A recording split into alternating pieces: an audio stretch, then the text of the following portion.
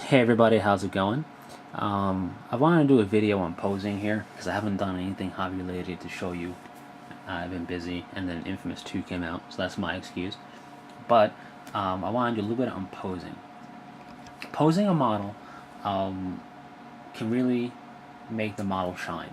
You can have two models cooked the same exact way, painted the same exact way, on the same exact base, but they're posed differently, and you can get a very different feel. And one can look even a lot better than the other one, even though they're essentially to the same standard in terms of painting. It's just the way it's positioned. And I'm talking about standard stuff. You can kit bashing is the most extensive I'm talking about here. I'm not talking about cutting up models and repositioning them with green stuff and plastic art and stuff like that. That's a whole another realm of posing that I don't do because I don't have the skill right now. And I'm talking about more about an easy thing that somebody new could jump right into and do, and that's kit bashing at the very least, or at the very most, I should say. And you don't even have to kit bash. Now, before we talk about these two models, I want to say you can pose models however you like, but do keep in mind certain things. If they got robes or cloth, for example, you gotta adhere to the lines on the cloth. If they're draped a certain way or flow a certain way, they're going to convey a particular motion that if you break from, won't look quite right. Other than that, as long as you're doing a realistic pose, for example, don't put the arm in an obviously unrealistic manner. Other than that, you're good to go. Now, these two models cannot change the position of their torso. You can't have them twisted to one side like they're turning to look at something. One's Peter, the other one's a robed plastic marine. So you're limited that way. But when you can torso twist the model, you can get even more posing out of it. The first thing you have to consider before looking at these two guys, what are you going for? And I find a lot of times when you're batch assembling models, it's more just get it assembled, get it assembled, get it assembled, so I can paint it up and get it going. And you have even in that step or in that mindset, you still have something in your head you're going for, which is probably the classic pose, which is something like this. Let's say for tactical marines, that's the classic tactical marine pose. That's an assault on block reach model, but you can still achieve that pose with tactical marine models. Because that's the only thing the assault on block reach can do with a snap fit. But even when you're assembling, in fact, especially when you're assembling, even if you're assembling in a batch, I shouldn't say especially, when assembly is when you pose your models. I don't want to make it sound like you can repose them later, aside from breaking the models apart.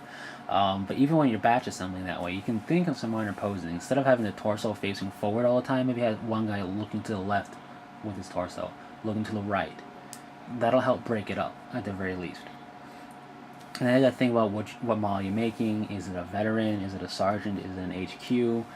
Is it somebody getting into close combat? Somebody staying back on range? And then you can kind of pick certain legs from your bits. Let's say you have a bunch of bits, or you can even take stuff from, let's say, an assault marine legs that are running forward, put them on a marine with a bolter because you want him to look like he's running forward, and that is also something you can do.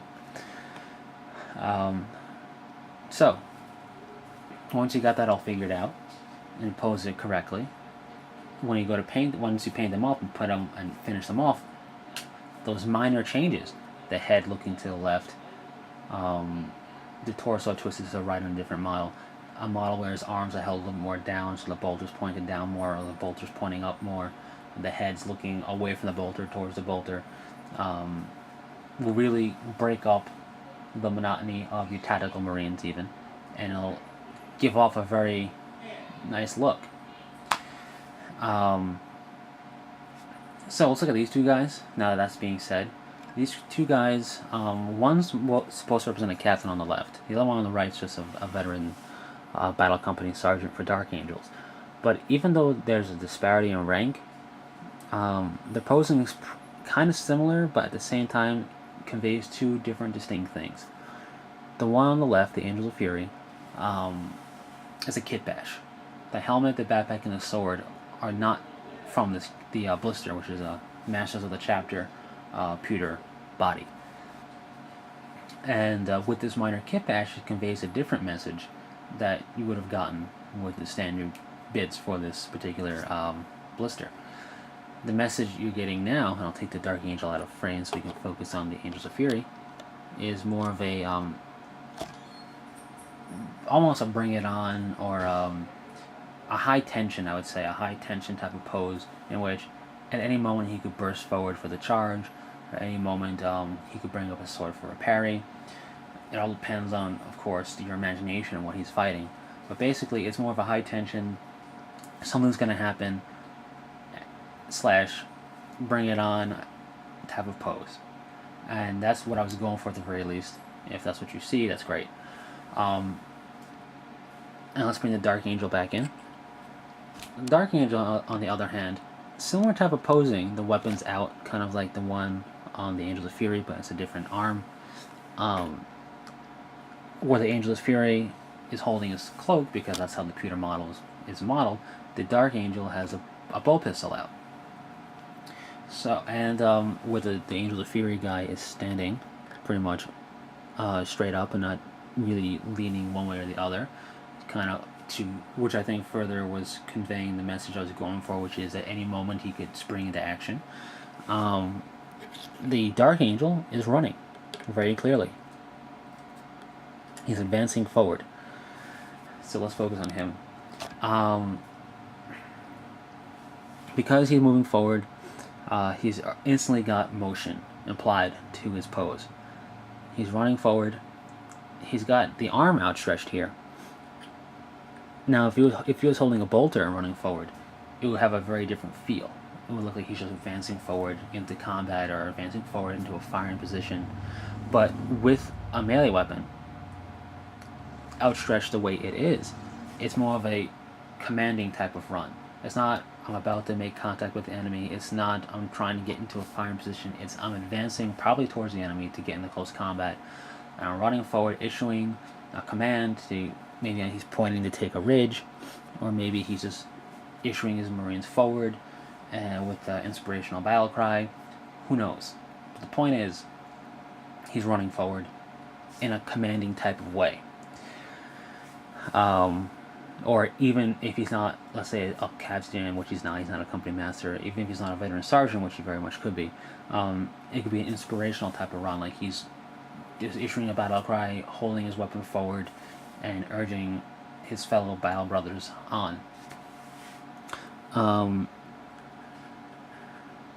He has a bolt pistol, like I said, and it's held in such a way to convey he's not just going to stop to take a shot. If anything, he maybe will bring it up later and take some shots while he's running forward. But the way the model was positioned was in such a way that he's not going to stop anytime soon. The only way he's going to stop moving forward is when he advances into close combat with the enemy.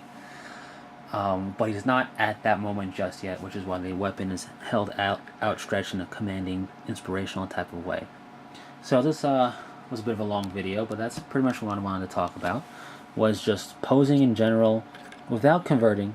Kit bashing can get you a great variety of posing, using stuff from Chaos Space Marine bits, using stuff from Black Templar bits, Blood Angel bits, whatever, regardless of whatever army you're building, as long as it fits in with your space, and in this case, Space Marine theme, because these are Space Marines. And by the way, you can take what I'm saying here and apply it to any other army out there. I just play Space Marines, so that's why I have these guys here. But posing can really help break your army up. Instead of looking like a full-on static army, if you have 3 squads of 10-man strong tactical Marines, instead of having, the majority of your force looking kind of staticky, you can kit bash it, have it pose a little different way, and to break up the monotony of the bolters, let's say, and it can bring a whole new dynamic to your force.